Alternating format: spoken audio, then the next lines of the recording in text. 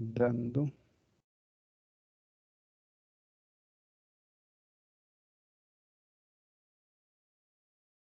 Están viendo las diapositivas, ¿no? Sí se observa, doctora. De acuerdo. Entonces, iniciamos. Nuevamente les brindo mi saludo afectuoso. Esta es la última práctica de patología. En esta ocasión estamos realizando algo inusual, ya que el doctor Suárez se encuentra delicado de salud. Pero está mejorando, no se preocupen, está mejorando y eso es lo bueno. Está en proceso de recuperación. En esta vez vamos a ver dos segmentos. Uno lo que es la patología renal y la otra es la del aparato genital femenino. En patología renal incluye algunas imágenes de vejiga, próstata, pero sería la uretra prostática, en ese sentido. Bien, entonces damos comienzo.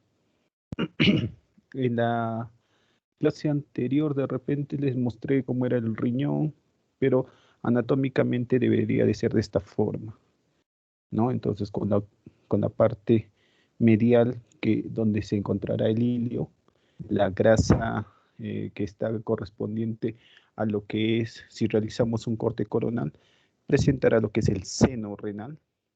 Recuerden la cápsula de Gerota que está recubriendo a todo el parénquima renal, pero esta solo llega hacia inicios del seno, el seno renal. Entonces, es lo que quiere decir, si se suscitara alguna infección, neoplasia, esta se diseminaría fácilmente hacia los vasos que están ingresando al hilio. Bien, entonces es muy importante saber esta parte de la anatomía. Asimismo, el quiste que se les estaba haciendo mención es un quiste con características morfológicas macroscópicas benignas que no comprometen la función del riñón. Muy bien, entonces continuamos. Podemos encontrar esas estructuras quísticas de repente que sean translúcidas, que corresponden a la misma cápsula de Gerota, que pueden incrementar su tamaño, pero no ven comprometido la función renal, la función de las nefronas corticales que van a estar adyacentes a esta cápsula. Entonces, un drenaje del líquido, una exéresis de esta estructura quística sería la cura para esta enfermedad. Bien, entonces, antes que nada, expresarles de que en la sintomatología van a presentar pacientes que refieran dolor lumbar. Y esto siempre lo relacionan, eso es por la misma idiosincrasia de las personas y de algunos colegas, claro está, con un dolor renal. Para que el riñón duela, debe estar comprometido su parénquima. ¿Eso qué quiere decir? De que pueda presentar una infección, pueda presentar un tumor que esté comprimiendo los nervios y los nervios sensitivos. Por eso el dolor se puede manifestar. El riñón te dolerá cuando está comprometido el parénquima. Tengan presente eso. Bien, entonces tienen que descartar las causas de órganos o estructuras musculares adyacentes para determinar la etiología de esa lumbalgia. Bueno, entonces continuamos, aparte de estas estructuras quísticas que pueden incrementar su tamaño, su volumen, debido a la producción de líquido seroso. Entonces, tienen las características benignas como les refería. Aquí se nota en la imagen derecha, en una necropsia, cuando se realiza la exéresis de los órganos, se debe de realizar una exéresis desde la parte de la boca hasta el recto para que salgan en un bloque completo. Bueno, eso es parte de necropsia que de repente corresponde a la especialidad, pero es para que tengan fines de conocimiento. Entonces aquí nos están mostrando lo que es la aorta abdominal, las ramas renales para cada estructura renal, los senos renales con el hilio prácticamente, y lo importante aquí es la bifurcación de este uréter. Estamos presenciando duplicidad de los uréteres, que de repente en los médicos no urólogos pasaría como un hallazgo incidental, pero el urólogo tiene varios hallazgos, ya que él realiza la cistoscopía, ecografías para poder visualizar si existiera una duplicidad renal. Esto podría conllevar a obstrucciones de la vía urinaria, del tracto urinario, del uréter hacia la vejiga, debido a esta duplicidad. Entonces generaría un incremento de la orina, regurgitación de la orina y la hidronefrosis respectiva. Esas imágenes las vamos a ver en imágenes posteriores. ¿Ya? Aquí tenemos una imagen de la vejiga. Recordar que la vejiga presenta una serosa, ¿sí? Y adventicia, dependiendo de el sexo al cual estemos viendo, ¿no? Del género. Si encontramos en la parte posterior de la vejiga a una mujer, encontraremos lo que es el útero. Y en relación al varón sería el recto. Entonces la adventicia estaría presente ahí. Aquí podemos visualizar lo que es parte de la serosa, es en una imagen supero anterior. Otra característica morfológica que de repente también no es muy común, pero se puede visualizar en esta forma. Recuerden el corte anterior, que en el medio, medialmente, encontraremos a la aorta abdominal, pero está cubierta por la grasa. Asimismo, la grasa periorgánica, ¿no? Que va a estar presente, y la periliar. Entonces vamos a encontrar a las estructuras renales, a los órganos renales, que van a incrementar el polo inferior y presentarán la fusión de estos dos polos, generando una herradura. Entonces, este es el famoso riñón en herradura, que es funcionante, es funcionante. La producción de la orina se va a realizar, la función del riñón va a estar presente. No habría problemas en estas situaciones. Un riñón en herradura. Entonces, teniendo algunas estructuras, algunas anomalías morfológicas, la primera causa de dolor abdominal en relación al aparato urinario son los litos. La producción de cálculos debido a que esta orina es demasiado concentrada, profesiones que están sujetas a incremento de calor estimularían a que esta orina se concentre y genere lo que son los litos. Los cálculos se pueden generar no solo en la parte de la médula y también en los cálices menores y cálices mayores. También se pueden generar, como les refería, en los ductos que están en los rayos de Bellini, que van a estar presentes en las pirámides renales. Puede haber una orina litogénica que puede estar suscitándose en este campo. Entonces, serían litos intraparenquimales. Bien, entonces estos litos generan un dolor que es el característico del dolor o el dolor nefrítico. ¿Eso qué quiere decir? Cuando el lito, bueno, se colgó mi imagen. Ya, el lito viaja desde la papila y llega hacia la pelvis renal. En esta parte de repente no existiría una alteración en su flujo, ¿no? Pero cuando llega a una parte mucho más angosta, sería cuando se impacta. Al momento de impactarse se generaría un dolor bien intenso. El dolor cesaría cuando este cálculo se acomoda hacia la parte del uréter. Entonces, el dolor cesaría ahí, pero es muy importante realizar el drenaje de este cálculo, ya que la orina que se está produciendo no se va a suplir, va a seguir produciendo el riñón orina, tanto en uno como del otro lado. Entonces, lo que va a generar es una congestión. La congestión va a hacer de que incremente la presión intraglomerular, disfuncionando a las nefronas, generando una hidronefrosis. Es bastante importante eso. ¿Ya? Entonces, ubicar esos cólicos nefríticos que son de una intensidad regular a severa, debido a que distiende el uréter. Estos cesarán también cuando se le dan los medicamentos respectivos, como la tamsulosina, y llegan a drenar hasta la vejiga, donde podría permanecer por larga data. hasta que sea eliminado. Existe la litotricia en este caso. Entonces, estos litos, estos cálculos, en su mayor frecuencia, las 3/4 partes estarán formadas por oxalato de calcio o fosfato de calcio. Alrededor del 10% estará formado por fosfato de magnesio y amonio, o los llamados de estrubita o fosfato triple. Alrededor del 6% estará formado de ácido úrico y un menor número en 1% de cistina y otros del 6%.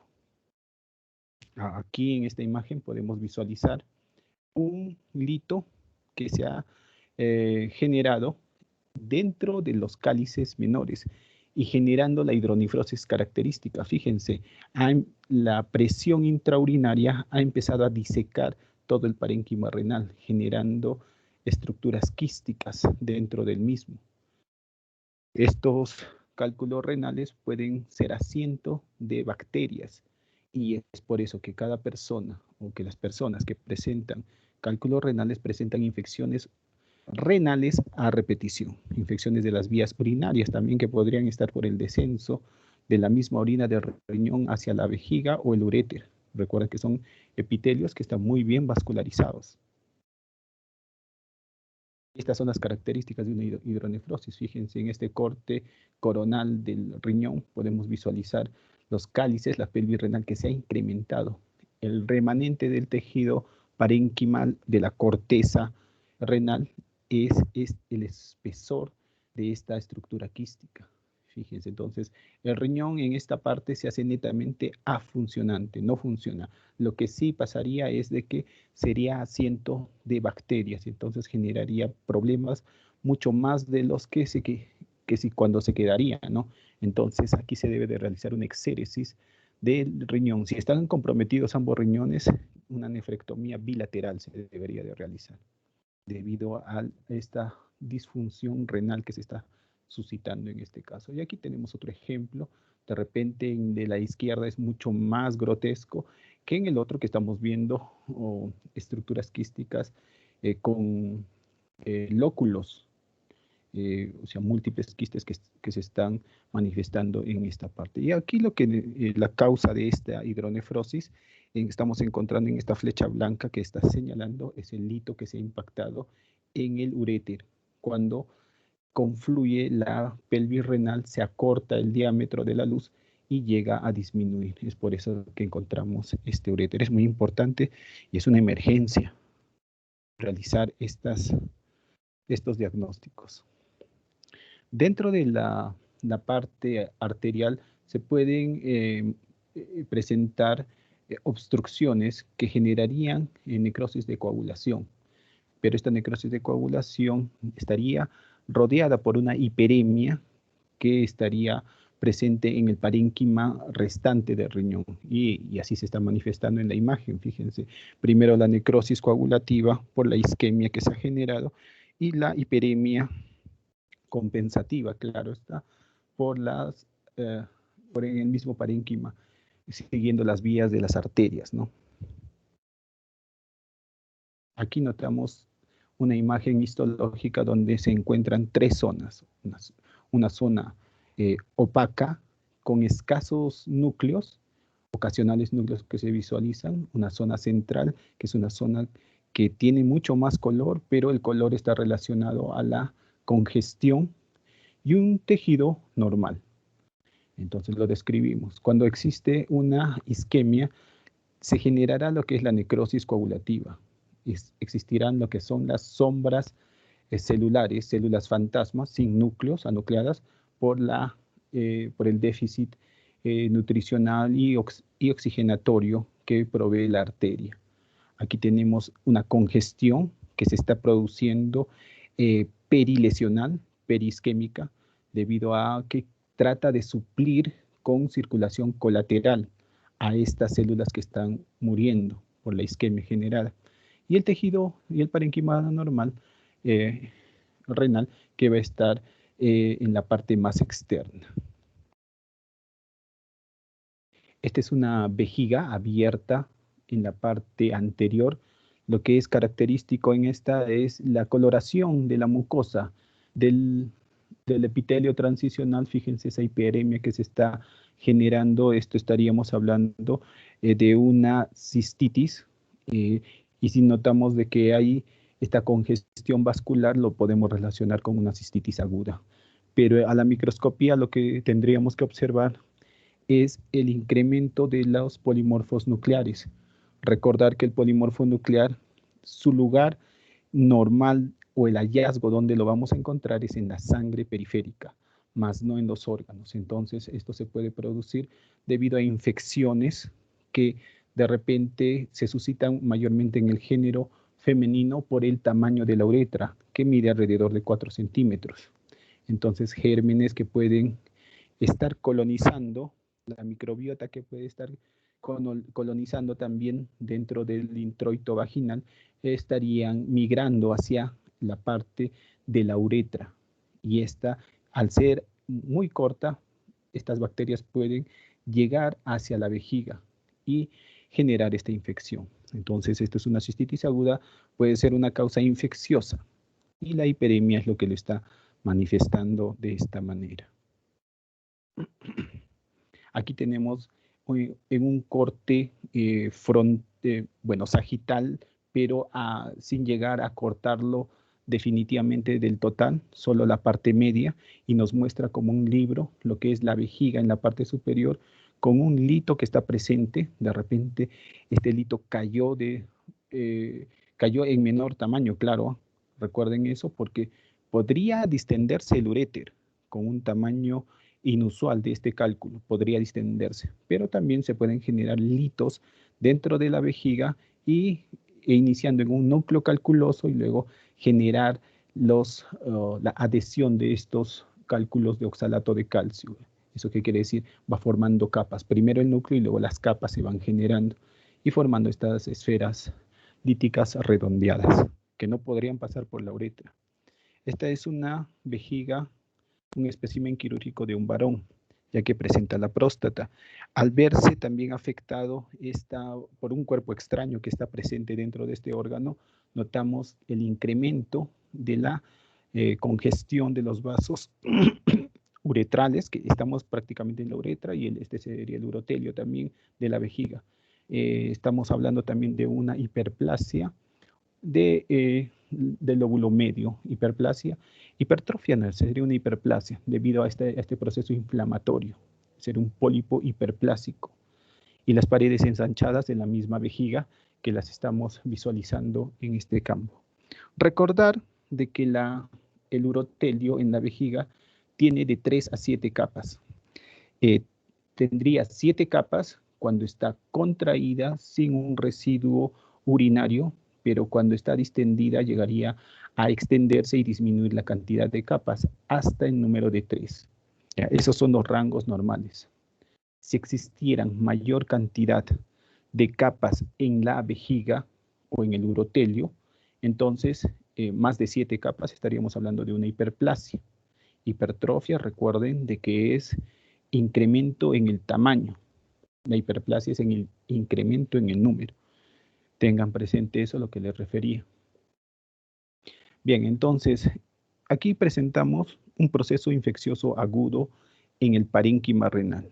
Parénquima renal reconocido primero por la nefrona, que de repente también, si somos un poco más acuciosos, el espacio urinario se ha habido comprometido, ya que el glomérulo ha incrementado en volumen presionando la capa visceral contra la capa parietal.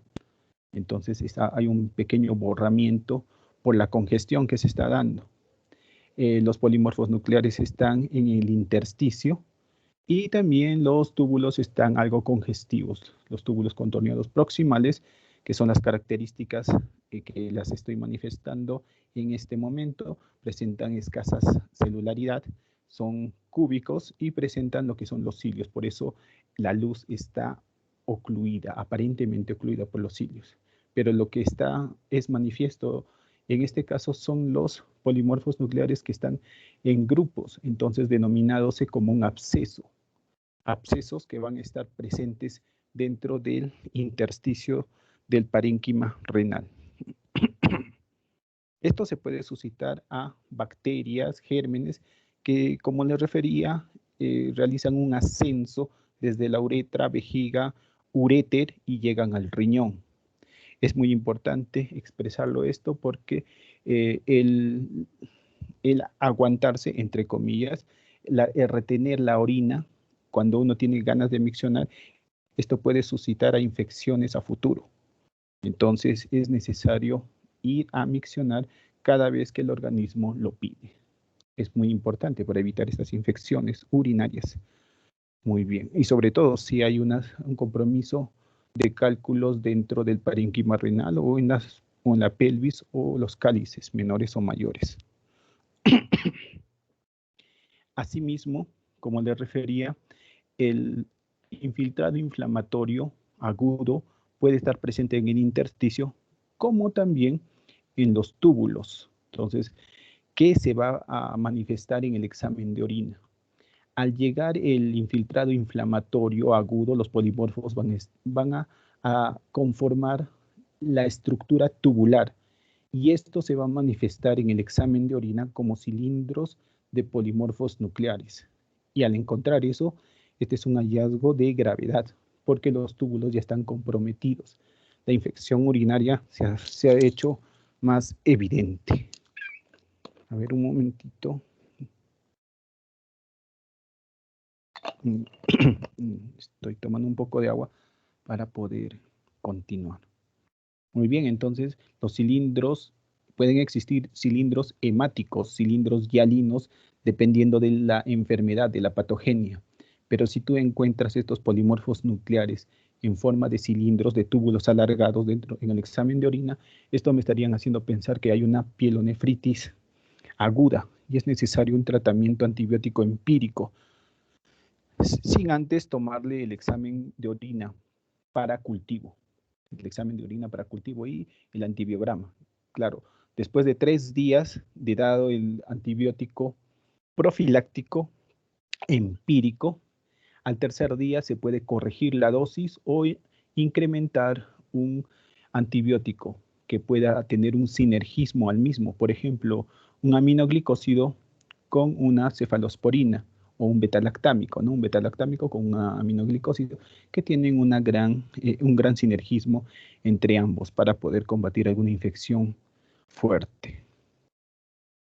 Y no solo las bacterias pueden estar suscitando, entonces existirían lo que son las estructuras fúngicas. Podemos ver esférulas o como también hifas. En este caso estamos viendo a la Candida albicans que ha colonizado en pacientes sobre todo inmunodeprimidos. Normalmente no vamos a encontrar en pacientes que sean normosómicos, no vamos a encontrar una candidiasis. Estos son gérmenes oportunistas que van a aparecer repentinamente por la disminución de la inmunidad. Son inmunocomprometidos estos pacientes. Entonces, lo que les refería, encontramos las esférulas y las hifas, que son positivas al ácido periódico de Schiff. No solo son positivas al ácido periódico de Schiff, sino que también pueden ser positivas a la platametinamina o al Grocott Gomori, que van a teñir de una tinción oscura, negra, con un fondo sea azul o verde, pero la tinción será negra de estas estructuras fúngicas para poder hallarlas. Dentro de las infecciones se pueden producir unas infecciones agudas, pero estas infecciones pueden permanecer en el tiempo, ya que no pueden ser eliminadas fácilmente y son repetitivas también a la vez. Entonces se suscitará lo que es una nefritis crónica. Al referirnos crónica estamos hablando de células inflamatorias monocitarias a predominio de los linfocitos. Entonces, los linfocitos van a estar presentes en estos procesos inflamatorios crónicos. Asimismo, debemos de notar de que existen tractos fibrosos. Fíjense, los fibroblastos están presentes, ya que existe el problema de que la etiología está permanente, persistente y no es eliminada, y la regeneración del tejido se está suscitando al mismo tiempo. Entonces habrá el proceso de inflamación, la regeneración, cicatrización y fibrosis del mismo parénquima, que se puede volver a funcional. De repente, puede suscitarse en una insuficiencia renal fulminante o en larga data que podría darse, ¿no? Entonces, continuamos. La pielonefritis crónica se va a caracterizar, como le refería, por la presencia de células inflamatorias a predominio de los linfocitos B, y también existirán en menor cantidad linfocitos T. Asimismo, existirán linfocitos B maduros, que son las células plasmáticas, que estarán presentes en esta inflamación. Podemos visualizarla una en esta forma, la cual la estoy señalando en forma de cometa. Aquí hay otra. Cuando ya determinas una, puedes hallar varias en la imagen. Sí, entonces, no solo los linfocitos van a estar presentes, sino también las células plasmáticas, que son las productoras de inmunoglobulinas. Recordamos en esta coyuntura la inmunoglobulina G y la inmunoglobulina M. La G es la tardía, la M es la temprana, la cual va a aparecer. Entonces, y también asimismo vamos a encontrar los histiocitos, fíjense, células mucho más grandes, de repente, histiocitos epitelioides, células en forma de cigarro, que también son macrófagos. Cuando existe una patogenia, por ejemplo, la tuberculosis, no puede ser eliminada, entonces estas células epitelioides se fusionan para formar células gigantes multinucleadas y así poder eliminar la noxa que está produciéndose en este caso. También, asimismo, se pueden suscitar inflamaciones asociadas con células gigantes multinucleadas en las micosis. También se puede realizar debido a que los hongos son muy difíciles de eliminar. En este caso serían células gigantes a cuerpo extraño, no células gigantes tipo Langhans. Las Langhans están asociadas a tuberculosis siempre y cuando tenga la necrosis gaseosa central y la corona de linfocitos. Las infecciones también pueden simular infecciones crónicas, claro está, pueden simular tumoraciones. En este caso estamos hablando de una pielonefritis santo-granulomatosa. Esta pielonefritis es característica de macrófagos espumosos que van a estar presentes asociado al proceso inflamatorio crónico. Los linfocitos y las células plasmáticas van a estar presentes dentro de este proceso infeccioso santo-granulomatoso. Ya, entonces pueden simular neoplasias y hacer que se genere una nefrectomía, pudiendo haberle dado un tratamiento respectivo. Pero si se hace afuncional ya el riñón, es necesario debido a que es un foco infeccioso. Si existe fibrosis, entonces puede ser el asiento de bacterias que asciendan hacia el riñón y se pueda generar un foco infeccioso e inclusive séptico. Por eso se realiza la exéresis.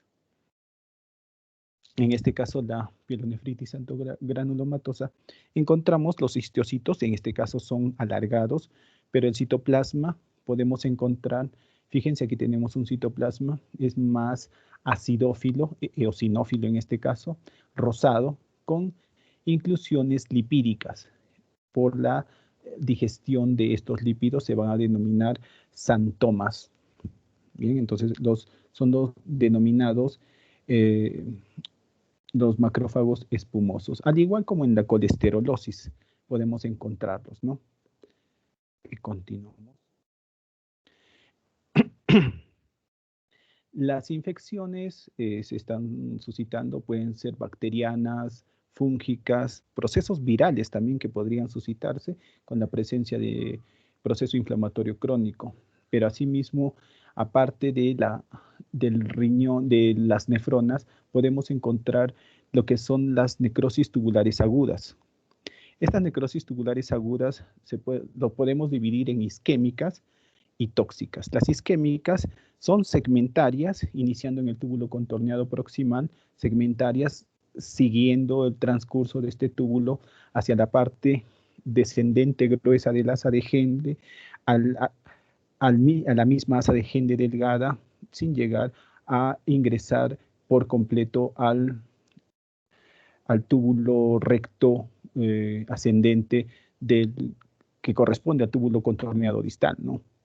Entonces serían segmentarias, a diferencia de las toxinas, que vamos a encontrar que son mucho más difusas, uniformes, presentes en el túbulo contorneado proximal y también en el asa de Henle. Esta es una forma de diferenciar las características de la necrosis tubular aguda. En este caso encontramos una necrosis tubular aguda caracterizado por la esfacelación del epitelio. Fíjense, este epitelio se está esfacelando, entonces estaríamos en las condiciones de manifestar que es una necrosis tubular aguda, pero sería por isquemia. Tenemos que encontrar la parte de segmentación, algunos túbulos que estén homogéneos, de repente en este caso, pero aquí no, homogéneos y otros que estén con esa disrupción que se está suscitando. Asimismo, también tenemos otras características como la vacuolización tubular y la dilatación. Aquí tenemos, fíjense, estas vacuolizaciones que se están suscitando dentro de la luz tubular. Estas son debidos a una intoxicación por fármaco. En este caso sería la intoxicación por etil en glicol. Ya sería un caso representativo nomás, sin necesidad de que sea patognomónico. Bien, las tiacidas también pueden generar estas vacuolizaciones y dilataciones tubulares que van a estar presentes en la histología y dándonos un alcance de que se está suscitando esta necrosis tubular aguda. Bueno, en este caso podemos ver una nefritis intersticial inducida por fármacos. El fármaco que ha sido la etiología es la meticilina. Puede ocurrir en otros diuréticos, como les refería, los tiacídicos o los beta bloqueadores H2, la simetirina. Este es un fármaco que ya ha sido desusado debido a la cardiotoxicidad que se presentaba. No solo había cardiotoxicidad, sino la nefrotoxicidad que se está manifestando en este caso. La nefritis intersticial está caracterizada por la inflamación del intersticio. ¿Eso qué quiere decir? A las células del estroma, en buen cristiano. Las células que no están representadas por las nefronas y los túbulos, tanto contorneado proximal, asa de Henle, túbulo contorneado distal, los túbulos colectores y los conductos colectores. Esas estructuras forman parte del parénquima renal. Lo otro es el tejido estromal, que es el intersticio. Entonces, dentro de este intersticio encontraremos esta inflamación intersticial inducida por fármacos. En la imagen macroscópica que estamos visualizando se trata de una nefropatía crónica por uratos de calcio, por el incremento del ácido úrico. Son los denominados tofos renales que van a estar presentes dentro de este órgano. Normalmente los podemos visualizar en las articulaciones, entonces por el exceso de ácido úrico. Las características histológicas, no solo en la parte renal, sino en la parte de las articulaciones, de las junturas, podemos encontrar un depósito de cristales de ácido úrico. De esta forma, si pueden visualizarla, hay algunas estructuras medias blanquecinas, que son los cristales que están presentes en esta imagen histológica. Algunos cristales de oxalato de calcio son mucho más agudos y mucho más puntiagudos, pero en este caso, este depósito de cristales de ácido úrico va a presentar una reacción de células gigantes a cuerpo extraño por la presencia de estos uratos, que son una enfermedad de depósito. Bien, entonces encontraremos proceso granulomatoso con células gigantes a cuerpo extraño. En esta biopsia renal se realizan las biopsias renales ante sospecha de patología neoplásica o una patología autoinmunitaria. En este caso sería autoinmunitaria porque estamos hablando de una vasculitis. Entonces, en esta biopsia podemos encontrar a un aumento aproximadamente de 4X. Hay una lesión focal donde se puede objetivar la hiperemia dentro de una estructura tubular, que no las podemos visualizar porque podríamos confundirlo con un túbulo contorneado distal. Fíjense, estas son las características de un túbulo contorneado distal que presenta mayor celularidad en el epitelio y no presenta cilios, la luz es visible. Esa es una característica importante. Bien, entonces definimos también que la biopsia renal por la presencia de este glomérulo, ¿no? El glomérulo nos da la certeza que estamos en una biopsia renal. Entonces, a mayor aumento podemos encontrar el vaso, fíjense, el vaso que prácticamente el endotelio y la pared del mismo está siendo digerido por las células autoinmunitarias que se están expresando en esta imagen, causando no solo el proceso inflamatorio, sino fibrosis y algunas áreas de hialinización. Entonces, estamos hablando de una vasculitis granulomatosa necrosante, caracterizado por autoanticuerpos de anticitoplasma de neutrófilos, los famosos ANCA, y quedando con un diagnóstico definitivo como una vasculitis granulomatosa asociada a ANCA. Tratamiento, inmunosupresión.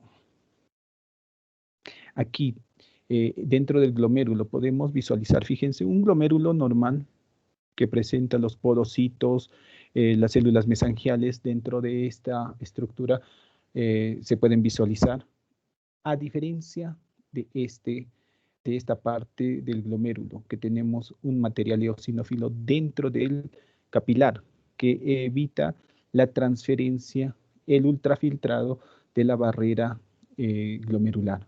Estamos hablando de una lesión de Kim-Melstein-Wilson. Esto se suscita en pacientes diabéticos tipo 2, los que no son controlados, los que tienen la glucosa mayor de 160 miligramos por ciento. En ellos se va a ver estas complicaciones.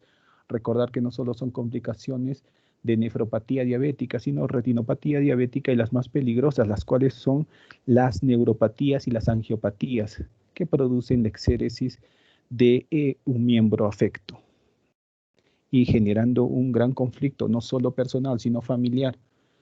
Y el manejo es multidisciplinario, claro está. Este material hialino rosado que se va a expresar dentro de este glomérulo, nosotros notaremos que las asas de los capilares glomerulares estarán llenos de este material hialino y en un aumento de la matriz mesangial. Recordemos que el mesangio son las células que van a estar, que no pertenecen a los podocitos ni a los capilares. ¿Eso qué quiere decir? Ni al endotelio. Entonces son células que van a estar rellenando esa parte intercapilar. Son células mesangiales. Recuerden que encontramos células mesangiales intraglomerulares y extraglomerulares. Bueno, entonces esto se va a deber al aumento marcado de una matriz mesangial, lo que les estaba refiriendo, por el daño por la glicolización no enzimática de las proteínas. Entonces, es una parte fisiológica que se ha visto afectada. Estas proteínas empezarán una glicolización no enzimática y se depositarán dentro del glomérulo. Esto se va a expresar en formas renales, enfermedad de insuficiencias renales crónicas en relación a la diabetes mellitus tipo 2. Aquí podemos verla en la misma enfermedad, la cual se puede generar una glomerulosclerosis nodular. No lo visualicemos el glomérulo, visualicemos esta arteria en la cual está presente este material hialino. Es parte de una enfermedad la cual la manifestamos anteriormente, ¿no? Relacionados con la diabetes mellitus tipo 2. La arteriola está marcadamente engrosada y está obstruida también a sí mismo. Entonces, esto es una arteriosclerosis hialina. Si ya podemos visualizar esta esclerosis de esta arteria dentro del glomérulo, recuerden que tenemos una arteria aferente y una arteria eferente. En la aferente es la que va a generar donde se va a iniciar el glomérulo. Entonces, este glomérulo está presente, va a presentar arteriolas que también presentarán estas lesiones. Por eso notamos este amplio espacio hialino que se está generando, generando una disfunción glomerular. Los cambios quísticos se pueden suscitar debido a malformaciones genéticas que están presentes o también, como les refería, la hidronefrosis, obstrucciones de las vías urinarias. Es muy importante determinarlas en estos casos. En este caso en particular se debe a que el paciente presentó una diálisis renal de larga data. ¿Eso qué quiere decir? Que todos los pacientes que tienen una diálisis renal, el riñón va a estar presente ahí, lo dejan al riñón para poder, el riñón no solo cumple la función de filtrar los metabolitos de todo el cuerpo, ¿no? Sino también tiene funciones endocrinas, que son características de la producción de la renina, generar el colecalciferol para poder absorber el calcio que está dentro, en asociación, claro, con la paratormona, en, en el, en el flujo sanguíneo que va a estar presente también. Va a modular la presión arterial dependiendo de la presión que ingrese a la arteria aferente, ¿sí? Entonces dejan este riñoncito para que pueda seguir realizando las funciones, más las funciones extra aparte de la filtración. Bien, entonces, ¿qué es lo que se va a suscitar? El paciente va a estar en constante diálisis y se van a presentar estas dilataciones quísticas en el parénquima renal, propios del mismo proceso de diálisis. Dentro de las neoplasias, el carcinoma urotelial es el que va a estar presente. Recordemos, en el riñón va a presentar urotelio desde los cálices menores, desde esa parte. La papila no va a presentar, la papila que es el vértice de la pirámide de Malpighi, no va a presentar urotelio. Lo que sí presenta son los cálices menores. Desde ahí podemos iniciar una neoplasia. Puede haber un crecimiento exagerado del urotelio, más de 7 capas, recuérdense eso, y genera tumoraciones que crecen hacia la luz. Pueden crecer hacia la luz o ser más agresivas, infiltrativas y crecer dentro del espesor de la lámina propia del mismo epitelio transicional, no solo en la vejiga, sino como les refería, cálices menores, cálices mayores, pelvis renal, uréteres, vejiga en este caso, uretra, sea prostática si es masculino o la uretra femenina. Ya, dentro de ese ámbito puede crecer un carcinoma urotelial. Como les refería, el carcinoma urotelial, este es un riñón cortado en forma coronal donde se visualiza. Nos vamos primero al uréter. Fíjense, el uréter está limpio, pero ya en la pelvis renal hay un crecimiento exofítico del epitelio que está invadiendo. Recuerden lo que les dije, si hay un crecimiento de esta parte, está cerca el seno renal. Si rompe la membrana, la lámina basal del urotelio, estaríamos hablando de un carcinoma urotelial infiltrativo. Pero en este caso, podemos visualizar que ya está infiltrando, no solo a la parte del seno, sino está ingresando a la médula y dirigiéndose hacia la corteza. Es infiltrativo. Siempre es necesario realizar unos cortes en la parte de la cápsula para ver que no está comprometido. Pero al verse ya comprometido el seno renal, el pronóstico es malo, ya que están las venas del ilio, las venas y los linfáticos sobre todo, ¿no? Si el carcinoma urotelial infiltra lo que es la arteria, se dirigirá al mismo riñón, pero si infiltra lo que es la vena, se disparará hacia los otros órganos de la economía. Microscópicamente podemos visualizarlo con características basofílicas. Fíjense, son basofílicos, son azules. Y si notamos, de repente en este corte no se nota la infiltración. El crecimiento es más hacia la luz. En una imagen siguiente podemos visualizar que hay una mayor cantidad de capas, son más de 7 capas, entonces estamos hablando de una hiperplasia. Pero si encontramos mitosis, encontramos necrosis, pleomorfismo, estamos en las capacidades de diagnosticar que es un carcinoma urotelial. Aquí tenemos, fíjense, las 7 capas están rebosadas. Aquí presentamos, fíjense, lo que es la capa basal del urotelio, la lámina basal que está indemne. Entonces estaríamos hablando de un carcinoma urotelial in situ, que se puede curar simplemente con una exéresis. Exéresis de la vejiga, del uréter, dependiendo de dónde se encuentre. Fíjense, si la lámina basal es comprometida, es rota por este cáncer, entonces encontraremos estas estructuras vasculares que van a ser comprometidas por esta tumoración y la diseminación metastásica hematógena o linfática podría darse. Fíjense las características también.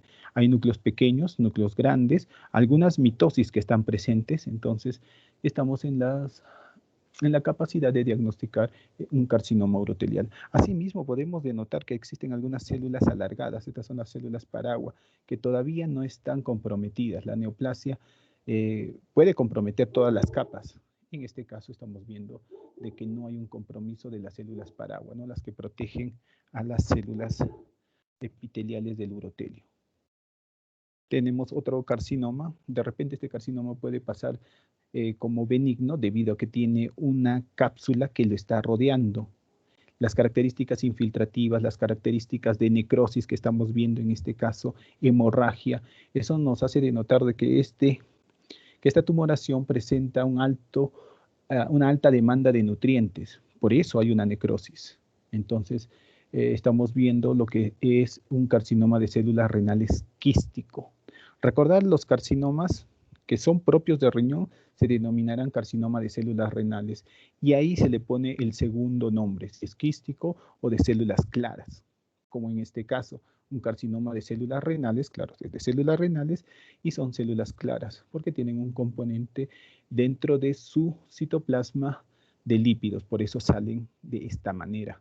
Son claras, un citoplasma claro, pero son agresivos, son neoplásicos. Fíjense, hay una parte donde hay necrosis también. El tumor de Wilms que puede suscitarse en la edad pediátrica, no solo en la edad pediátrica, recuerden que la medicina no es absoluta, pueden expresarse en pacientes jóvenes, adultos jóvenes de 30 años. Entonces, microscópicamente encontraremos nidos y láminas de células de color basofílico oscuro. Eso es un indicativo de que hay un incremento de la síntesis de las proteínas dentro del núcleo, por eso es basofílico. Bien, entonces, en este caso el gen WT1 en la banda cromosómica del cromosoma 11 del brazo pequeño y el cromosoma 13 se ven afectados. Y fíjense, es infiltrativo debido a que encontramos algunas lesiones satelitales que están dentro. Inclusive si nos podríamos acercar, estaríamos notando de que puede ser un vaso sanguíneo, entonces está haciendo una infiltración. Es muy importante determinar la infiltración vascular. En este caso sigue siendo el tumor de Wilms, donde podemos visualizar estas estructuras glomeruloides. Aquí tenemos una estructura glomeruloide y algunas tubulares que asemejan al tejido embrionario fetal, pero embrionario del riñón. Por eso encontramos estas estructuras algo semejantes al parénquima renal adulto. Son estructuras tubulares y glomerulares primitivas. Podemos encontrar en esta imagen lo que se caracteriza a una nefrona. Bien, la nefrona. Lo que podemos describir de la misma es que el espacio urinario está presente, no está ocluido, no está disminuido, pero eso sí, las células mesangiales están incrementadas en número. Esto se suscita en enfermedades autoinmunes como la inmunoglobulina A, depósitos de inmunoglobulina A que se van a expresar dentro del mesénquima, principalmente dentro del mesangio, que aumentará la celularidad mesangial en un contexto de un síndrome nefrítico. Entonces es muy importante determinarlo. Podemos ver que el espacio urinario está presente, pero el tamaño del glomérulo también está algo incrementado y la celularidad de las células mesangiales también están incrementadas. Es necesario realizar un estudio de inmunofluorescencia para poder determinar esas áreas. Entonces las áreas fluorescentes, las que están floreciendo, son los depósitos de inmunoglobulina. Entonces estaríamos en las capacidades de dar un diagnóstico de una enfermedad, una nefropatía por inmunoglobulina A de depósito. Claro está. Aquí es claramente, ¿no? Notamos que la nefrona, prácticamente el espacio urinario ha desaparecido. Ha desaparecido por el incremento del volumen, el tamaño de las células, también el número de las células del glomérulo lo han ocluido. Tanto la capa visceral como la capa parietal están pegadas. Estamos hablando en este caso de una glomerulonefritis membranoproliferativa.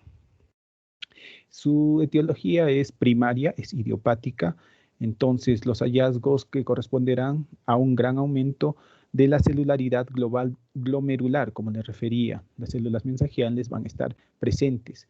Entonces, principalmente el aumento de la celularidad mesangial va a estar determinada en este caso. Podríamos diagnosticar con la hematoxilina eosina, así de simple, pero es necesario el gol estándar, que son los autoanticuerpos que van a estar presentes, o las células de depósito por inmunofluorescencia también nos pueden ayudar. Bien, aquí aprovechando la imagen, expresarles que este es un túbulo contorneado proximal, ¿no? Un túbulo contorneado proximal, un túbulo distal no lo encuentro. Estos son túbulos colectores, son más amplios o cilíndricos, son cilíndricos. No hay túbulos contorneados, podría ser un asa de Henle esto, sí, claro, si nos encontramos en la columna de Bertin, ¿no? Si nos encontramos en la columna de Bertin, podríamos definir de que son el asa de Henle, por el epitelio plano que está presente ahí. Ahora, en esta tinción de plata metenamina tenemos un contorno doble de las membranas basales de los glomérulos. Fíjense, hay un contorno doble. Este es un, en el inglés serían el tram tracking, expresados en la glomerulonefritis membrano proliferativa anteriormente descrita, con una reduplicación, una duplicación de la membrana basal, las cuales se van a expresar con esta tinción de plata metenamina. Fíjense que es tan presente esa duplicidad. Muy bien, dentro de las patologías renales, las hemos detallado, las más principales. Ahora pasamos a lo que es la parte de la patología genital femenina. La patología genital femenina, en mayor frecuencia, las lesiones se producen en el cuello uterino. Visualicen cómo es un cuello uterino normal en una colposcopía. Debería de expresarse más, ¿no? Con los pliegues de la vagina que van a estar presentes. Es necesario saber el color. Este es un espécimen quirúrgico en el cual realizaron la exéresis, no pasó media hora y se trajo al laboratorio de anatomía patológica. Es por eso que presenta esta coloración característica. El orificio cervical, recordar de que en edades tempranas en la mujer nulípara será puntiforme y estará dentro, estamos hablando de la unión escamocolumnar, dentro del canal endocervical. En pacientes, en mujeres añosas, multíparas, la unión escamocolumnar estará en forma de un ectropion, generando ese ectropio característico que algunos gineco-oncólogos operan, que eso no se debe operar, por Dios. Y en la parte de las mujeres en edad menopáusica, nuevamente regresiona la unión escamocolumnar al canal endocervical. ¿Eso para qué? ¿Por qué se les dice? Porque cuando se realiza la toma del Papa Nicolau, denominado erróneamente la toma de la citología vaginal, el Papa Nicolau es la técnica de tinción. Entonces debes de conocer el grupo etario para poder realizar la toma dentro del orificio cervical o por fuera del orificio cervical o en las mujeres menopáusicas dentro del orificio cervical. Así se evitan unos sesgos por la no presencia de células endocervicales que deben de estar expresas en este extendido citológico. Es muy importante. Bien, entonces, aquí tenemos en un corte coronal el útero, que está correspondido en la parte caudal, en la parte inferior, por el cervix. Fíjense, el cervix.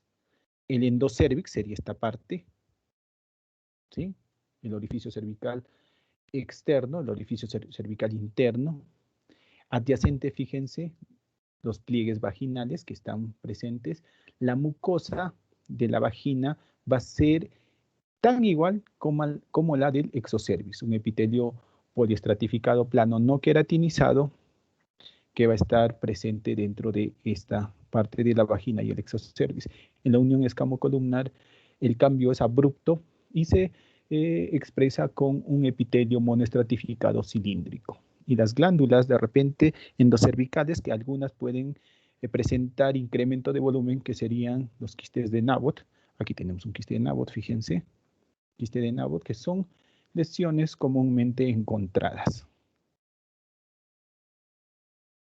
Dentro de las infecciones del cuello uterino encontraremos una cervicitis crónica, expresado por la presencia de linfocitos dentro de la lámina propia e inclusive en el epitelio poliestratificado plano no queratinizado. Se puede asociar hemorragia, como en este caso estamos viendo. Entonces estamos en un contexto de una cervicitis crónica, pero no hay una lesión neoplásica ni displásica la cual nos haga sospechar de malignidad. Aquí en este caso sí podemos visualizar. Tenemos una imagen a la cual la partimos en dos. La parte de la izquierda encontramos, fíjense, el epitelio poliestratificado plano no queratinizado correspondiente al exocervix con las células basales, que son más hipercromáticas, células parabasales, la hipercromacia ha disminuido, las células intermedias y las células superficiales. Bien. Entonces hay una diferenciación que se puede notar aquí, aunque encontramos algunas estructuras coilocíticas que están presentes. ¿Sí? Entonces podríamos estar hablando de una displasia leve inclusive. Pero la lesión aparece en la otra mitad de la derecha. Fíjense, la hipercromacia basal que estaba focalizada en esa capa no es única en esa capa. Está en prácticamente toda la extensión de las 4 capas. No se puede diferenciar las 4 capas además, ¿no? Lo que existe es un pleomorfismo, diferentes formas de núcleos de esta lesión, la hipercromacia, mitosis presentes, faltaría la necrosis, ¿no? Pero de repente es un carcinoma in situ. Lo que estamos viendo es una displasia del epitelio escamoso cervical, una displasia severa, en buenos términos, ¿no? Porque está comprometiendo los 3/3 o una lesión intraepitelial de alto grado. En el introito vaginal, lo que vamos a encontrar es la vulva. En la vulva, al ser un tegumento y presentar glándulas, claro está, se suscitarán enfermedades no solo de la epidermis, sino de los anexos cutáneos, como un hidradenoma papilífero, que es una neoplasia benigna de una glándula sudorípara del epitelio vulvar. En este caso estamos visualizando un tegumento que corresponde a la vulva. Necesitaríamos un poco más de melanocitos para poder determinarlos, ¿no? También unos anexos cutáneos que son los pelos, los vellos. A ver, si pasamos a la revista histológica, notamos que la epidermis en esta mitad izquierda, se está manifestando que no hay una alteración significativa, inclusive las papilas dérmicas están presentes dentro de esta vulva. Pero si vamos ingresando hacia la derecha, notamos ya un oscurecimiento de las células con una basofilia, un desorden arquitectural, algunas mitosis que están presentes. De repente esta sea una microinvasión que se está expresando por la manera de empuje a manera de dedos que están ingresando hacia el estroma. Estamos hablando de una displasia que afecta el epitelio vulvar. Una displasia inclusive la podemos denominar severa, ¿no? Porque está comprometiendo no solo la parte del tercio inferior, sino los 3/3 que corresponden al epitelio. Y asimismo, si pueden visualizar estas células basófilas, algo puntiformes dentro de la lámina propia, son los linfocitos. Estos linfocitos pueden ser perilesionales o intratumorales, que de repente pueden dar un buen pronóstico, ya que el cuerpo está luchando contra esta neoplasia.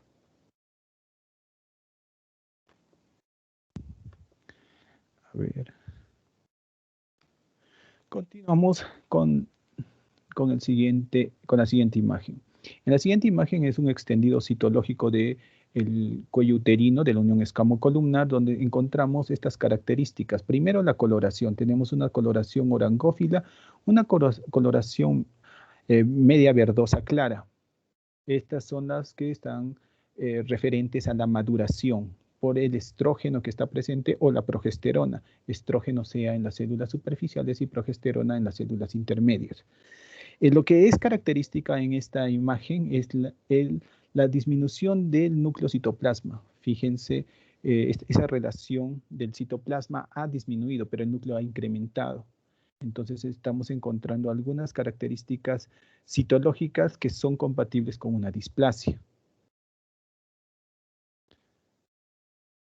Entonces, el Papa Nicolau, la tinción de Papa Nicolau de la citología cervicouterina es necesaria realizarla, ya que podemos encontrar lesiones antes de tiempo y mucho más antes de lo que ustedes imaginan. La cohorte son 20 años, o sea, estoy encontrando una lesión premaligna que va a aparecer dentro de 20 años, sea el caso dependiendo de la infección por el virus de papiloma humano. Pueden ser 10 años o 5 años, pero tenemos un largo tiempo para poder realizar un tratamiento respectivo, evitar complicaciones y evitar de que el cáncer se disemine, no solo en el cuello uterino, y les tengo imágenes posteriores. En este caso estamos evidenciando un carcinoma escamoso, o sea, del exocervix, que está invadiendo la parte del estroma, la parte de la lámina basal, la rompió. Vamos a la submucosa que también está infiltrando y a la capa muscular que corresponde al exocervix. Asimismo podemos notar algunas estructuras algo basófilas, las cuales se visualizan en la siguiente imagen. Estas estructuras medias ovoideas, redondeadas, con una coloración eosinofílica que no presenta núcleos, son las perlas córneas, debido a que estas perlas córneas son producidas por el carcinoma de células escamosas. Estamos hablando, cuando hay una presencia de estas perlas córneas, un carcinoma escamoso bien diferenciado. Tiene buen pronóstico cuando es una relación de bien diferenciado. Si hay la ausencia de estas perlas córneas, sería moderadamente diferenciado. Y si son solo células sueltas, estaríamos hablando de un carcinoma pobremente diferenciado. Aquí tengo las imágenes, las cuales quería mostrarles. Aquí esta es una histerectomía sin anexos, o sea, solo una histerectomía total, histerectomía total, sin anexos, ya que comprende lo que es el cuello uterino, y en el cuello uterino podemos encontrar esta lesión. Fíjense, esta lesión ya es muy evidente, es muy grotesca para poderlo diagnosticar antes de tiempo. Esto hubiera sido hace 10 años, por ejemplo. Felizmente, la lesión solo está confinada al cuello uterino, no ha invadido los parametrios, ni el rodete vaginal está comprometido. Entonces, de repente es una pacientita joven, por eso desearon preservar los anexos, sobre todo el ovario, ¿no? Para evitar problemas hormonales. Aquí también tenemos a mayor aumento una lesión que está ubicada a horas desde las 7 hasta las 3, que compromete desde el canal endocervical y se dirige en forma de un cuadrante íntegro. Fíjense.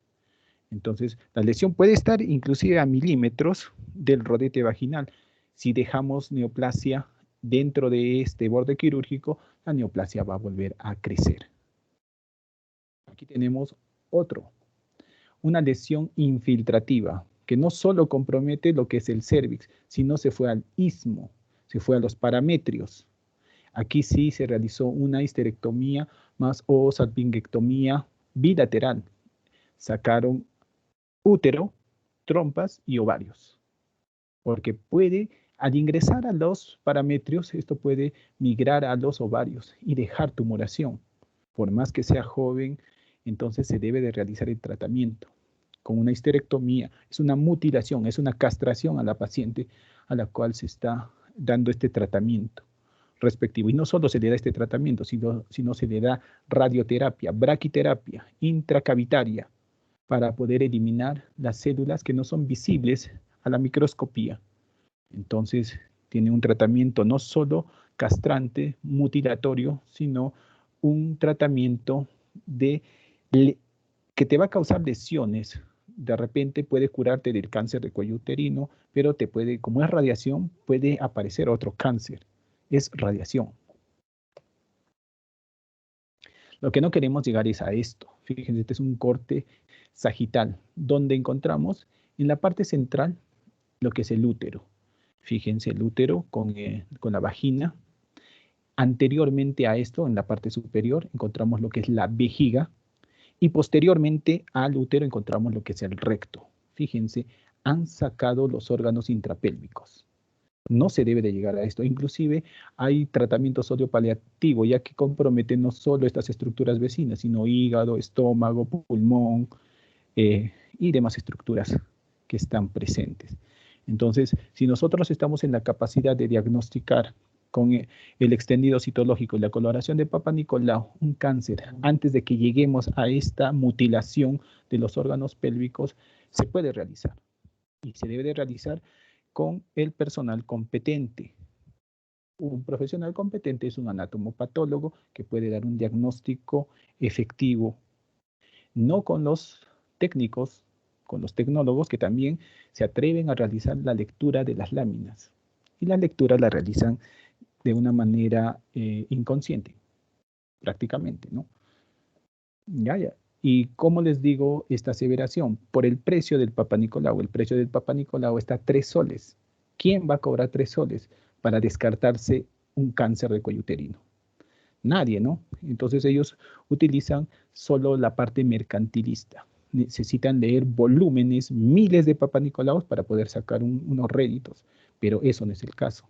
Se debe de leer conscientemente, ¿ya? Entonces, estas láminas son para que se genere conciencia dentro de ustedes, específicamente. Pasamos a la parte de la cavidad uterina, la cual va a estar correspondida por un epitelio, va a estar tapizada por un epitelio, que es el epitelio cilíndrico monoestratificado correspondiente a lo que es el endometrio. Pero el endometrio no solo presenta este epitelio, sino también presenta glándulas de las mismas características y presenta estroma, un estroma fusiforme que es muy visible y es evidente en estas imágenes, que las imágenes hablan por sí solas. En esta parte encontramos un endometrio proliferativo normal. Encontramos en las células alargadas, ¿sí? Algo apiñadas, y también tienen una pseudoestratificación que nos harían pensar en un cáncer. Pero tranquilos, no es un cáncer. Están bien delimitados, fíjense, las glándulas están bien delimitadas. El estroma también no está siendo invadido por estas glándulas. Este es un endometrio proliferativo. De repente es un endometrio proliferativo temprano, porque existe el tardío, temprano, y el tardío, dependiendo en la fecha del ciclo menstrual al cual se encuentre. Memorícense esa imagen y pasamos a un endometrio en la fase secretora temprana. La fase secretora es exacta desde el día de la ovulación, que es el día 14, hasta el día 28.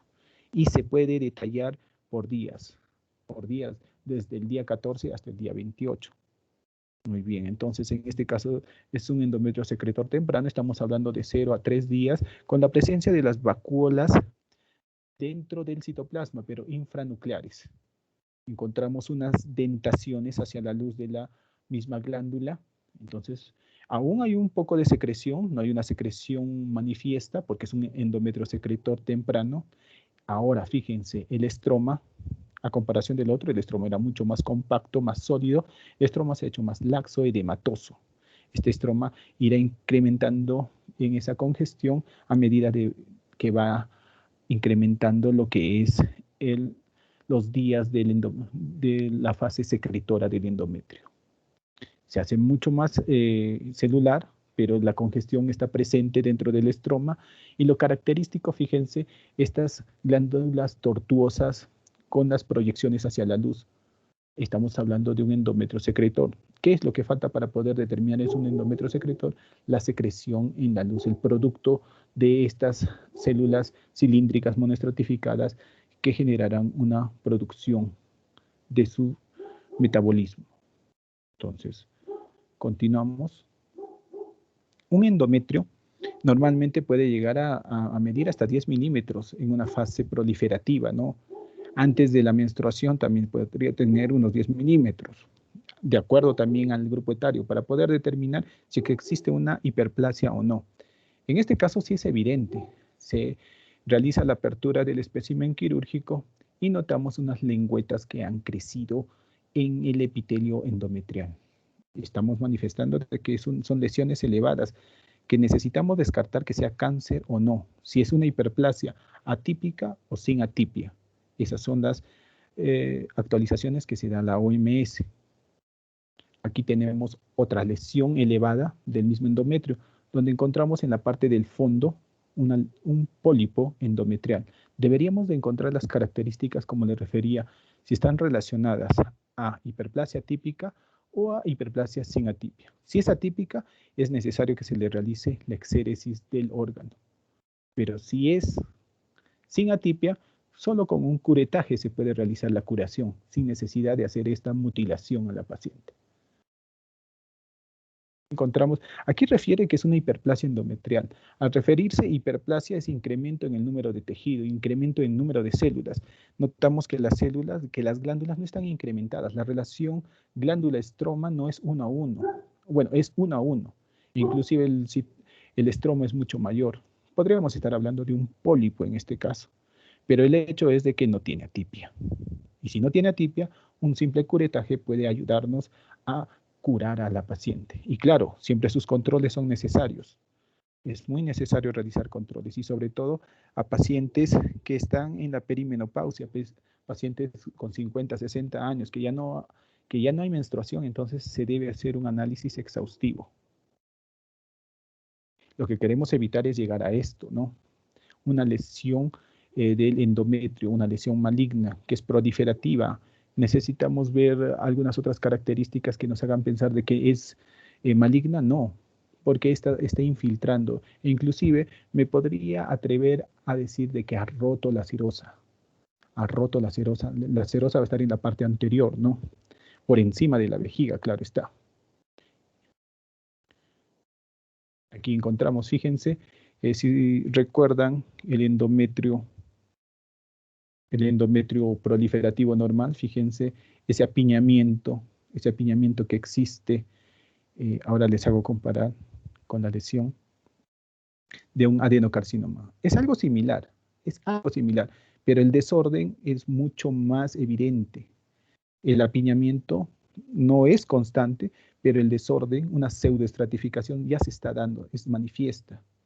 Entonces, este es un adenocarcinoma del tipo endometrioide, porque se parece a las características de una glándula endometrioide, de endometrio.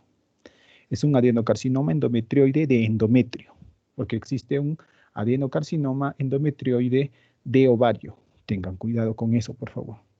Versus un endometrio con atrofia quística. La atrofia quística se puede suscitar por lesiones leiomiomatosas, leiomiomas que están comprimiendo la mucosa endometrial. Entonces pueden generarse estas situaciones. O también es característico de pacientes en la menopausia o mayores de 50 años también que van a presentar este endometrio atrófico. El adenocarcinoma, de repente aquí les haría confundir, ¿no? De repente, aquí, bueno, como mi experiencia es mucho mayor que la de ustedes, puedo notar mitosis, puedo notar algunas características que me van a hacer pensar de que existe una neoplasia maligna. Aquí sí ustedes ya pueden estar en la capacidad de distinguir, primero, porque el estroma no es el fuso celular, entonces es el estroma del miometrio, ya está invadiendo lo que es miometrio, estas glándulas, y sus características son muy diferentes a las de las glándulas del endometrio. Fíjense, algunas parecen inclusive con formación de cribosas, es medio criboso. ¿Ya? Y la infiltración es evidente y es objetivable. Entonces estamos hablando de un carcinoma endometrioide de endometrio. Así es el término.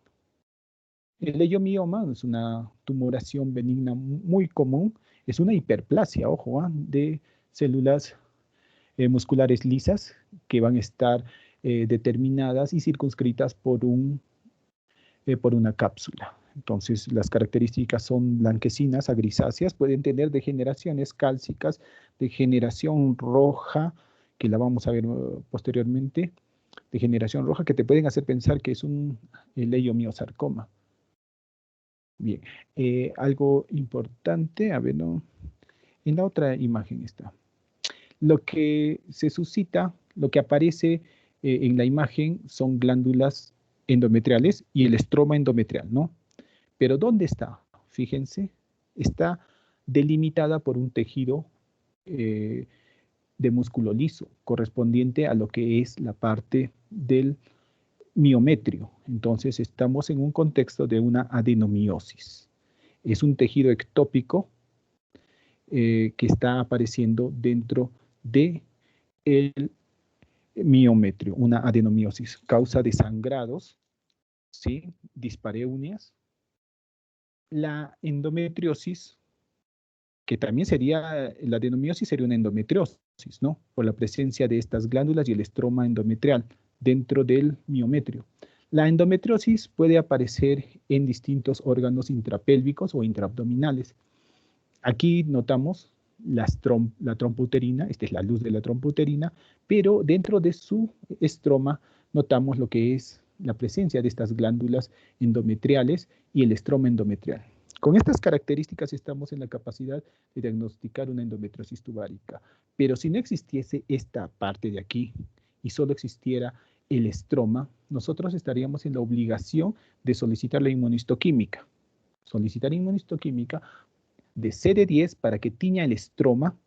El CD10 tiñe el estroma endometrial y los receptores de estrógeno y progesterona teñirán lo que son los núcleos de las glándulas. En este contexto estaríamos hablando de una endometriosis. Ahora, dependiendo de dónde nos enviaron, pueden haber la endometriosis peritoneales, endometriosis en el tegumento también, en la pared abdominal, en la piel del abdomen, postcesárea, en las Pfannenstein, lo que les refería.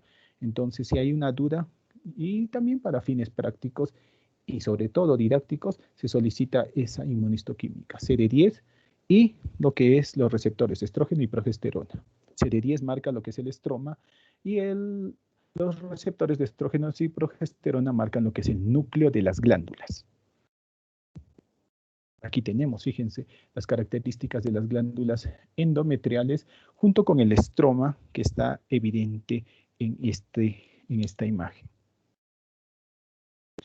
Este es un útero con sus anexos, pero visto de la cara posterior. El reparo anatómico que utilizo es el ovario. El ovario siempre es posterior a la trompa uterina. Tengan presente ese reparo anatómico. Pero esta imagen macroscópica es para visualizar estos focos endometriósicos que están presentes en la serosa posterior del útero. A mayor aumento encontraremos estas lesiones algo oscuras, violáceas, que van a estar presentes en la parte de la subserosa y se pueden visualizar en la microscopía, como les refería, glándulas endometriales, estroma endometrial. Pueden estar presentes también los que son los macrófagos. De repente no se visualicen las glándulas, pero macrófagos con digestión de la hemosiderina, porque estas son células endometriales y están afectas a los estrógenos y se va a realizar una menstruación cada vez que se produce el ciclo ovárico. Bien, aquí tenemos un quiste endometriósico, un quiste dentro del ovario, una endometriosis ovárica que se suscita. Entonces, aquí es, lo que es un sinónimo es un quiste de chocolate.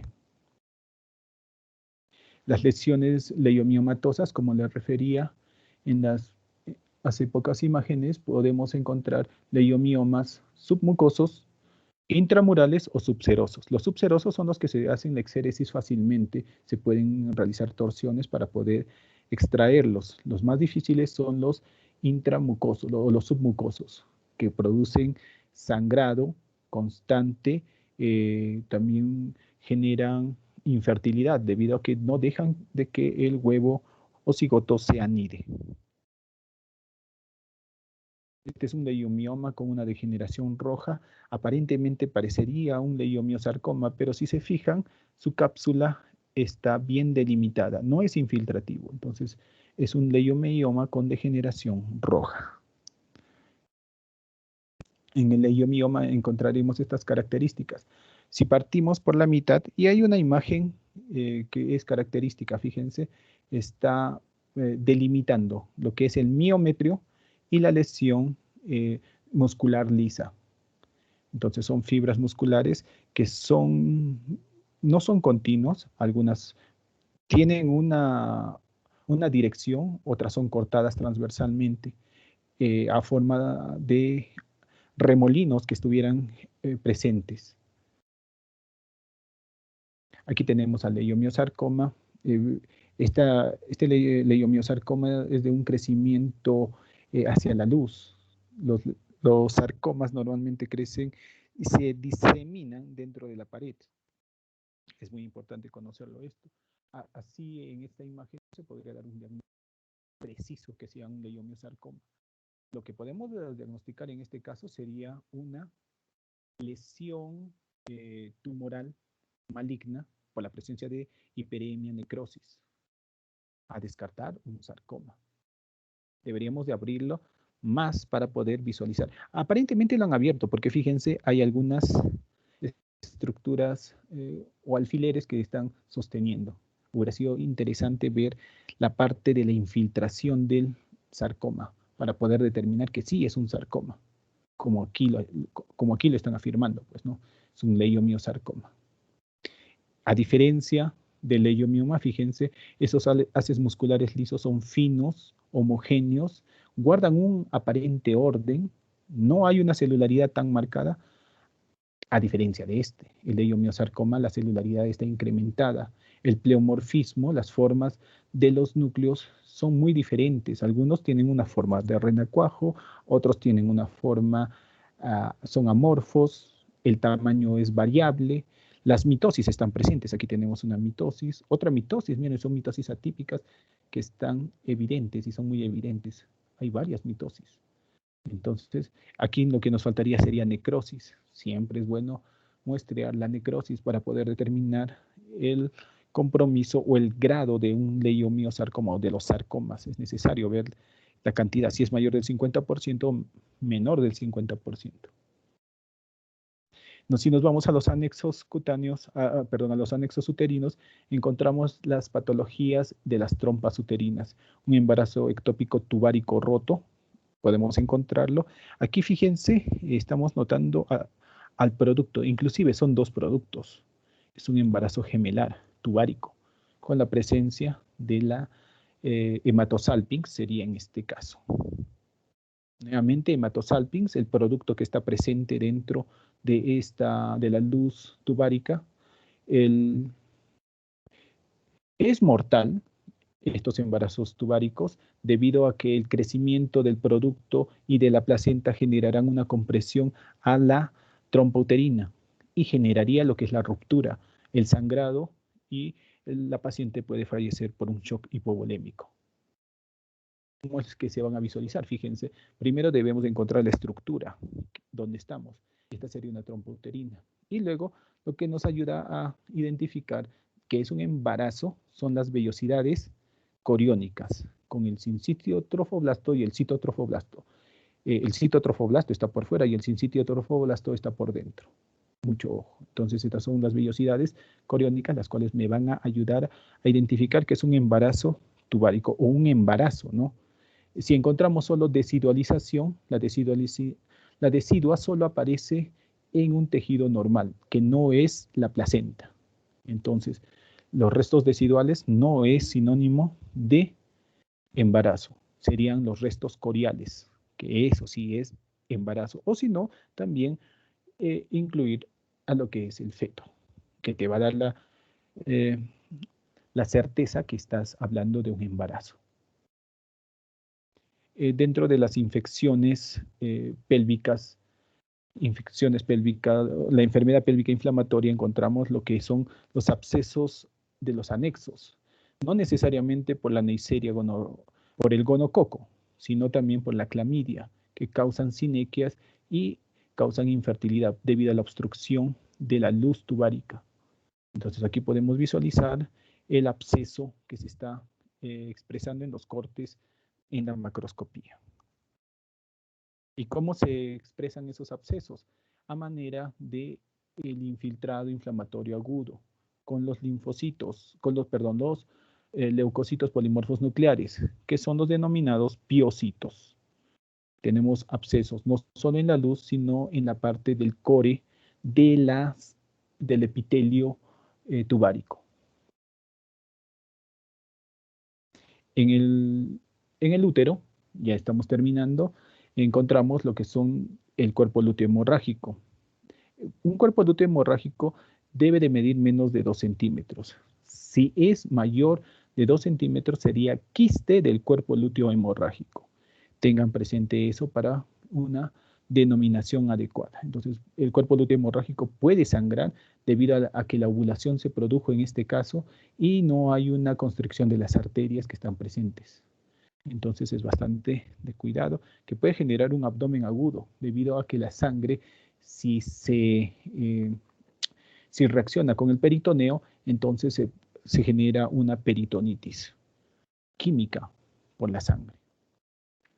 Lo que podemos estar viendo en esta imagen es un cuerpo lúteo hemorrágico revestido, estas células. ¿Qué son estas células? Son las células de la granulosa luteinizadas, junto a la hemorragia que va a estar presente, pues, ¿no? Después de la ovulación. Aquí tenemos otro quiste, pero un quiste benigno de la teca luteínica de un ovario. Las células luteinizadas estarán revestiendo la parte interna, ¿sí? Y la parte de la derecha son células de la teca adyacentes que son circundantes. Células de la teca que van a estar relacionadas a los folículos, quistes foliculares. Las torceduras de los anexos debido a tumoraciones, a la presencia de tumoraciones, la mayoría son benignas, la gran mayoría son benignas, se suscitan en edades tempranas, en edades pediátricas, en adolescentes, jóvenes, y causar un abdomen agudo quirúrgico por esta necrosis hemorrágica que se está produciendo. Puede deberse a un teratoma también. Hemos encontrado situaciones, recuerden que los teratomas, sobre todo los maduros también, que se pueden dar en la edad de la infancia, mayormente son en edades añosas, pero el teratoma inmaduro también está presente. Eso tenganlo en consideración. Tenemos un fibroma, las características son algo similares a lo que es el leiomioma. Aquí encontraremos fibroblastos, a diferencia de las células musculares lisas. Por eso la coloración blanquecina. Son tumoraciones benignas. Un cistoadenoma seroso, un cistadenoma seroso, también denominado, característico de esta tumoración quística, es la superficie externa lisa, la superficie interna también lisa. Aquí encontramos una lesión elevada que es necesario muestrarla para determinar si está invadiendo o no la parte de la pared. Pero las características macroscópicas nos hacen pensar de que es una tumoración benigna. Lo que sí tiene son loculaciones, fíjense, hay diversos lóculos que están tabicados inclusive, pero es una tumoración benigna ovárica. Lo que nosotros tenemos que buscar son estas excrescencias, fíjense, estas lesiones elevadas, algo verruciformes, que comprometen, si comprometen más del 10%, podríamos estar hablando de un tumor limítrofe, un tumor borderline, pero debe de tener las características histológicas, la invasión hacia la cápsula. Si nosotros encontramos estas excrescencias dentro de la superficie externa, como en este caso, fíjense, estas excrescencias están evidentes, inclusive no son evidentes, las podemos palpar, notar que son lesiones elevadas. Estaríamos en la capacidad de dar un diagnóstico de cistoadenocarcinoma, un cistoadenocarcinoma papilar de ovario, y eso ya se determina por la inmunistoquímica. Muy bien, entonces, pero en este caso, fíjense, aquí tenemos una estructura quística, renitente, o sea que rebota al tacto. Aquí es sólida, es sólida. La congestión de la superficie externa es evidente. Entonces es necesario poder realizar los cortes respectivos para poder determinar la invasión. Pero ya macroscópicamente estamos dando un diagnóstico de una tumoración maligna. Tenemos a la trompa uterina que siempre está adyacente a esta tumoración ovárica. Entonces aquí tenemos el cistoadenoma seroso limítrofe. Limítrofe, ¿por qué? Porque no hay una característica que esté invadiendo el estroma, ¿sí? Eso es lo preponderante. Aparte, el 10%, si las excrescencias son mayor del 10%, entonces estamos en la capacidad de dar un diagnóstico de un cistoadenoma seroso limítrofe o borderline. A diferencia, fíjense, de este cistoadenocarcinoma seroso. las lesiones, las glándulas ya están dentro del estroma. Este es el estroma, fíjense, aquí están dentro del estroma. Las estructuras papilares se proyectan hacia la luz. Si serían solo estructuras papilares que se proyectan hacia la luz, estaríamos en un contexto de un cistoadenoma limítrofe. Bien, entonces aquí no. Aquí tenemos ya glándulas dentro del estroma. Y eso me hace pensar de que ya estamos en un contexto de un carcinoma invasivo, de un cistoadenocarcinoma invasivo. Y lo que podemos notar en esta parte es el estroma y las características de malignidad de las glándulas neoplásicas que están infiltrando el estroma respectivo. Y se puede asociar o no a concreciones calcáreas, llamados los cuerpos de Samoma. Una tumoración benigna relacionada con un tumor de células de la granulosa puede presentar estas estructuras que se asemejan a folículos primitivos e histológicamente son benignos. Benignos porque en este caso podemos visualizar que tiene una cápsula. Siempre visualizar en la cápsula que no tenga excrescencias, porque esas excrescencias vienen de adentro y están perforando la cápsula, están infiltrando. Esa sería una característica de malignidad en toda tumoración. El hecho de que sea benigno no quita el potencial maligno que pueda tener.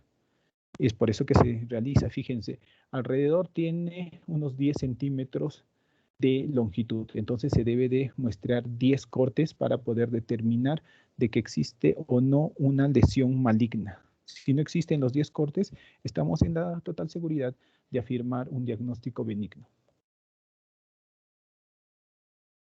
Aquí tenemos a una alta magnificación el tumor de células de la granulosa del ovario con los famosos, estas estructuras pseudoglandulares, los llamados cuerpos de Exner, que son los folículos en forma primitiva, ¿no?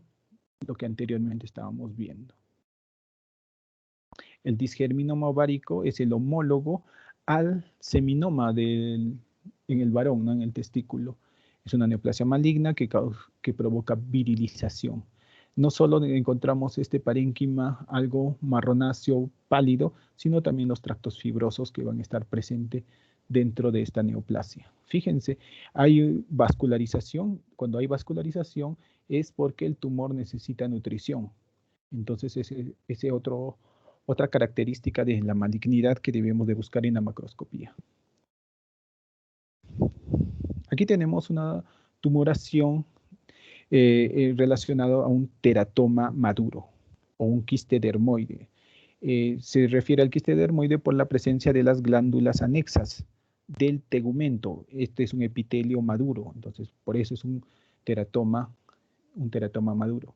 Entonces lo característico es el sebo que va a estar presente y los pelos que también se van a evidenciar. Un quiste dermoide que puede estar presente en edades mayores de 30 años. ¿Qué es lo que vamos a encontrar en este teratoma? Tejido maduro. Entonces aquí encontramos tejido maduro cartilaginoso. De repente tiene algunas áreas de osificación debido a esta coloración basófila, ¿sí? Luego nos vamos a un tejido adiposo maduro, un tejido tiroideo maduro también, ¿sí? Y un tejido glandular que también está presente. Puede ser un tejido urotelial que no se mira muy bien, deberíamos de bajar para poder visualizarlo. O también podría estar determinado por un epitelio respiratorio, ¿no? Es necesario identificarlos. Entonces estamos hablando de un teratoma maduro que no hay una complicación a malignidad. El teratoma inmaduro es el que se complica y puede degenerarse a una malignidad. Muy bien.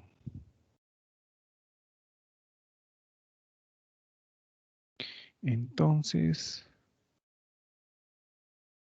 con esta clase estamos terminando lo que es el curso de patología. Las clases teóricas ya se dieron, las clases prácticas las completamos con todo. Entonces, lo que quedaría serían los seminarios, el examen de los seminarios y los exámenes parciales respectivos, ¿no? Entonces, dentro del transcurso de la próxima semana vamos a estar desarrollándolos desde el martes 9, 10, que vamos a estar presentes en el seminario. Muy bien. ¿Alguna pregunta, chicos? Estoy deteniendo la grabación.